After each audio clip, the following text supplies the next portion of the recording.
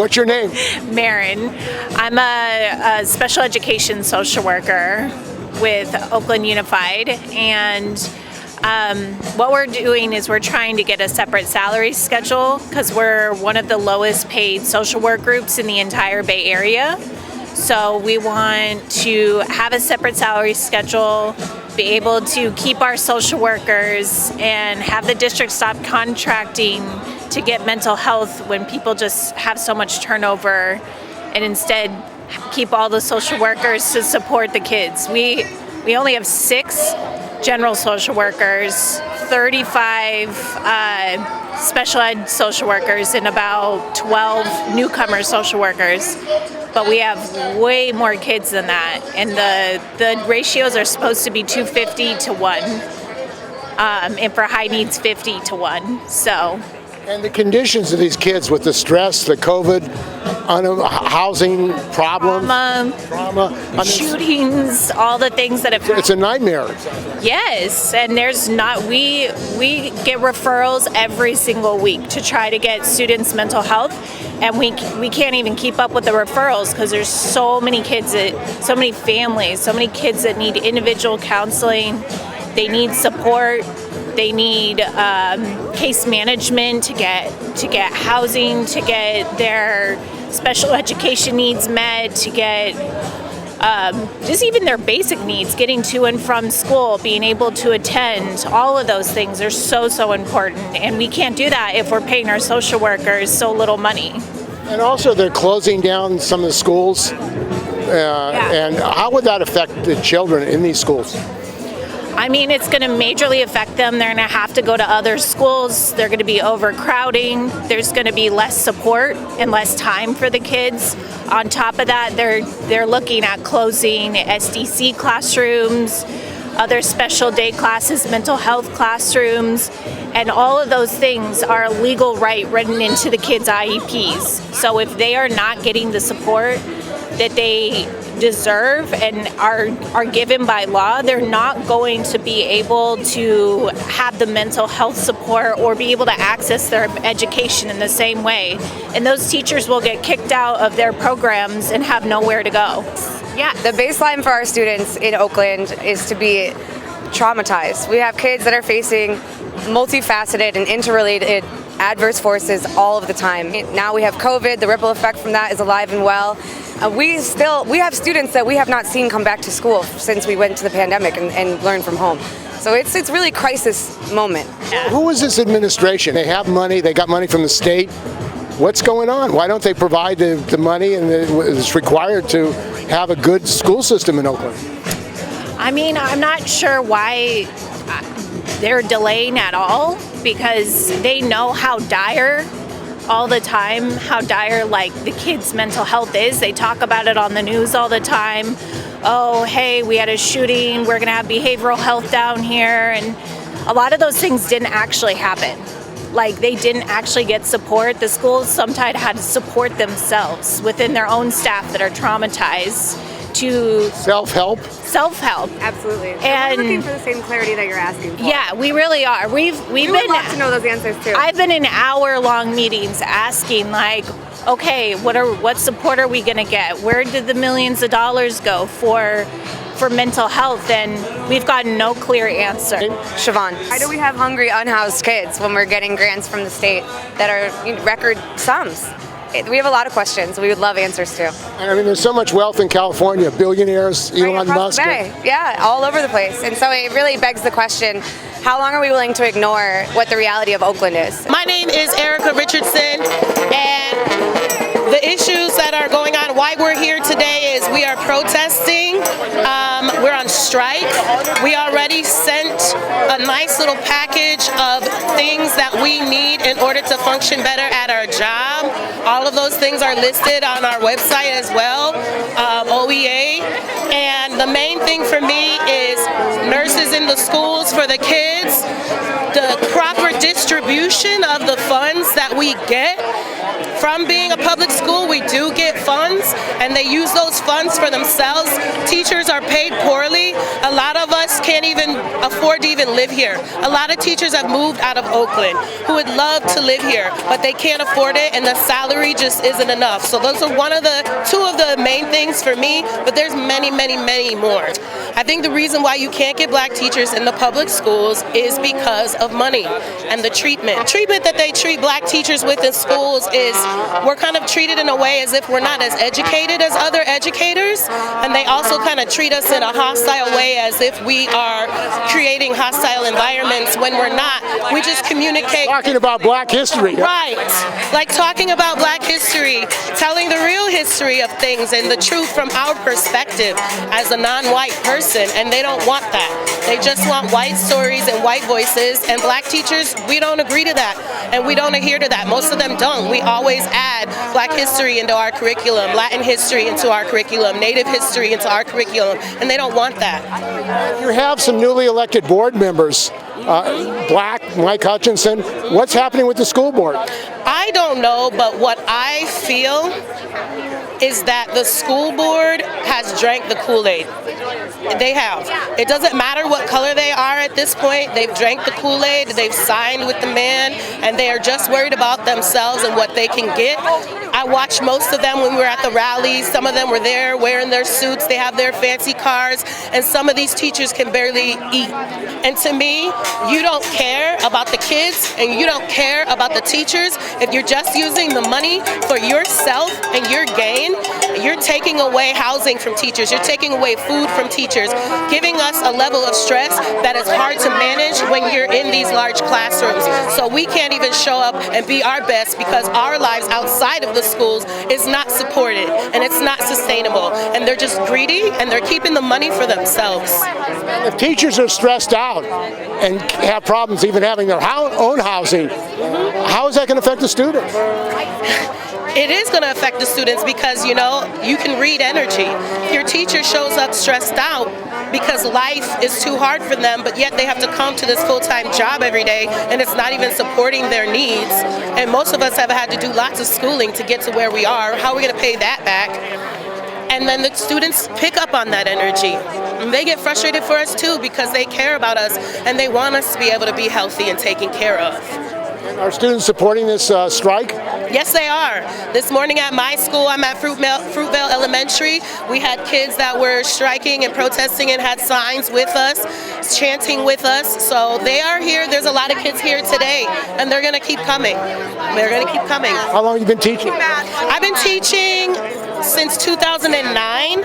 I've been with OUSD for 2 years. My name's Jennifer Brohard, and I'm speaking as an individual that we have a school board that couldn't deliver, in my opinion. Does that work?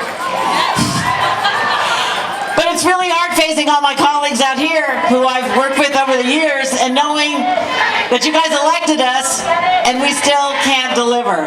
But I want you to know that the three of us individually are working hard to get this contract done. And we'll be on the picket lines with you guys in the mornings. We were there today, we'll be there tomorrow. Man, Miss Jennifer Brohard is fierce. She is fierce. Give her another hand. Yes. And Miss Valerie Batchelor, Director Batchelor, fierce for our kids, for our community. She goes in. No questions asked. Love that. My name is Van Cedric Williams, Director for District 3. I'm really blessed to be here in this moment as I look around and I see all the beautiful faces. Thank you for coming out, because when the district gets weak, we get stronger here. Just know that when the district gets weak, we get stronger. And we get stronger because our kids are involved. We get stronger because our lives are involved. We get stronger because we have to, don't have a choice, move the policies of community schools that will invest for the future of our young folks. That makes us stronger. I want you to know, I can speak as an individual, but you have 3 strong labor candidates that represent you at every board meeting. And we're not backing down. We're gonna stand up and fight. And we're gonna fight and win. And we need you to fight and win. Much love, Van Second.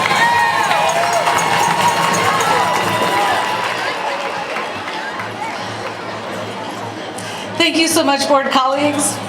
You guys have no idea how much these 2 humans have made this process better, not only for you all, but for us. My name is Valerie Batchelor. I'm the District 6 representative, and I gotta say,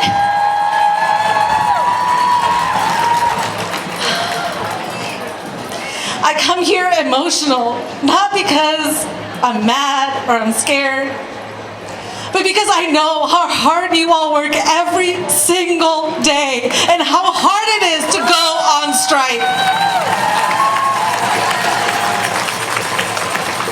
My husband and I sat across the kitchen table last night as I was weeping because we could not get adults into a room to have a conversation.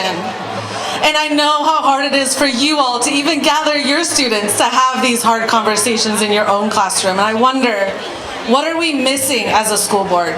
What are we missing as a district? And what comes to mind every single time is leadership. You all show leadership in your classrooms every single day, yet we cannot on the school board. Yet we cannot pass any sort of resolution that supports you all. We cannot pass common good demands and pass a comprehensive proposal that will end this strike. And that sickens me because I know the impact this is having on our children and our families. I know the individual sacrifices each one of you are making by being on the picket line.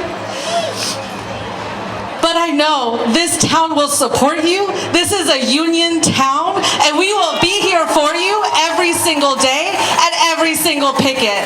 So stand up, continue to fight, and si se puede, si se puede, si se puede. My name is Francisco Gaxiola, and I am the music teacher at Fremont High School in East Oakland. We're here today because our school district refuses to negotiate in good faith, and we are the lowest paid teachers in all of Alameda County. All we want is a median pay for all the teachers and also safer schools, and the district is not negotiating in good faith with us. And what does that mean for low salaries as far as your school and other schools in Oakland? With the low salary, teachers are leaving. 25% of teachers leave Oakland every year to go to other districts because neighboring districts pay a lot better and take care of their teachers and students, and our district is not doing that. Why is that? I have no idea, but the members of the board and other high-ranking managers at the district are making upwards of $200,000 and $300,000 a year, and don't get they don't have to deal with the stuff that we're dealing in the front lines in the classroom. They don't have to deal with any of that. They don't have to deal they don't deal with students on a daily basis. They just sit in their office and collect these huge paychecks. And you're talking about a 25% turnover every year. I mean, how does that affect education for the kids? There is no continuity. Teachers that, especially like at the high school level, like myself, I could stay at Fremont for many years and have the relationship with students throughout their entire high school career. But if our teachers are leaving, then our students don't have that continuity. They don't have the same benefits of even in Alameda County. I was playing music earlier at my school at Fremont, but tomorrow I will be joining the rest of the music teachers that are out here today. I'll be playing trombone tomorrow. First at Fremont, and then with the rest of the rally. You're going to be having a moving musical performance. Yes, just like what they did right now, just like a little march. If we are stationary, then we'll probably start playing some music on our own. My name is Faye Wong, and I'm a grandparent of my granddaughter there who goes to Piedmont Elementary, and my son's a teacher. And we feel, both my husband and I, we really feel that it's very important to support the teachers. They have been underpaid. They need a lot more support in the classroom. You know, they need the social workers and other staff that will give them more support. They work way too hard. I'm Peter Shapiro.